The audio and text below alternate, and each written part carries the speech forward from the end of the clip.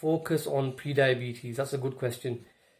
Prediabetes is one of the earliest indicators that your food and your lifestyle is damaging your health, your mental, your physical, and your spiritual health, and you just haven't seen the damage yet.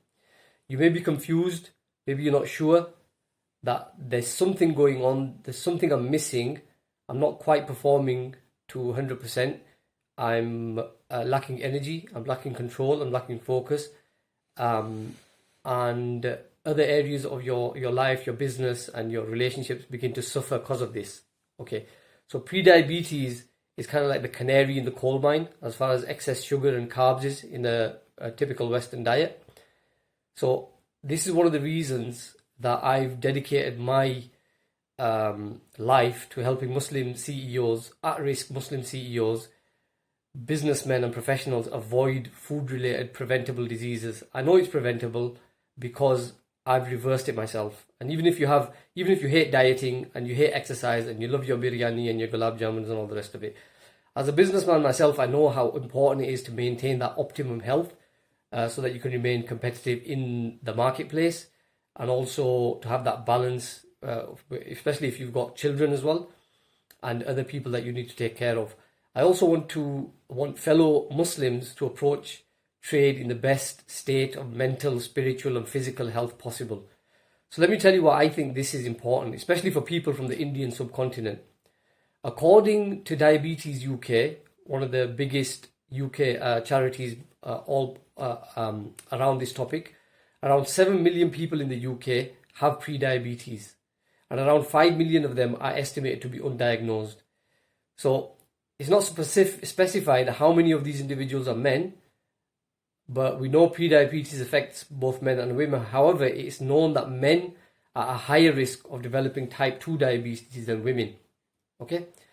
Studies have also shown that people of South Asian origin are at a higher risk of developing pre-diabetes and type 2 diabetes compared to other ethnic groups. And bear in mind, type 2 diabetes is basically where your body becomes insulin resistant. So you have too much glucose in your system and it needs medicine to regulate it, etc. But the shocking thing for me, and one of the reasons why I started this project, NourishEd Souls BEAT PREDIABETES, is because 90% of diabetes is preventable. The type 2 diabetes is preventable. It's all to do with your diet. 90%, 80% is all to do with your diet, okay? So, according to a systematic review, again, a meta-analysis, this was published in Diabetes Research and Clinical Practice in 2018, so it's not long ago. The prevalence of prediabetes among South Asians living in the UK was estimated to be around 50%. 50%. Isn't that shocking?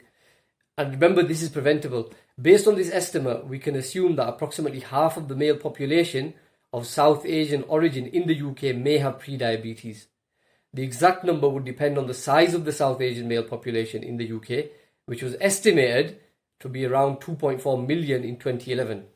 So it's possible that over 1 million South Asian men, 1.2, and this was in 2011, 10 years ago, more than 10 years ago, 12 years ago, I'm sure this figure's gone up now, that many people may have prediabetes. Okay, so it's a growing problem, but alhamdulillah, there are solutions.